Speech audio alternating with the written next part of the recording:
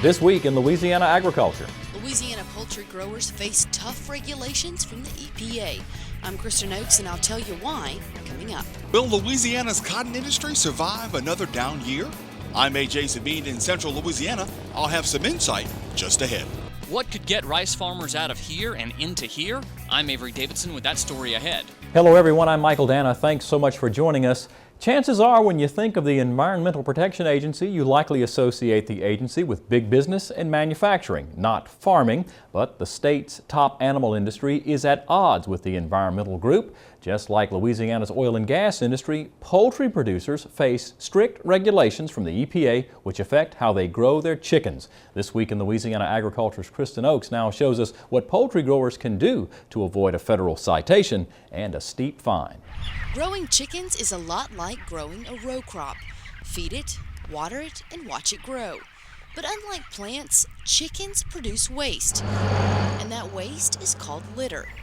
But at this meeting in Farmerville, the Environmental Protection Agency says it's not that simple. Significant pollutants can be discharged from them if they're not properly managed. Water Quality Chief Willie Lane warned farmers that they are liable for any water discharge that could enter a stream or river. If we find a discharge at the time we do the inspection, we will issue an order to you telling you to stop that discharge, take measures necessary in order to eliminate that discharge. Ignoring that order could cost you. Lane says farmers could face up to $35,000 in fines.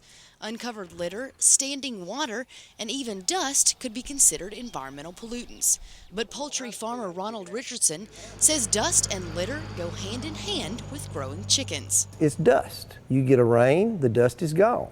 How far is dust going to move if you've got a grassed area? I'm not a scientist, I don't know. But I do know that they are really concerned about the discharge from the dust on the fence. That's what concerned me as a poultry grower. Richardson says it's almost impossible to track every natural element on your farm. And that's where the Natural Resources Conservation Service comes in.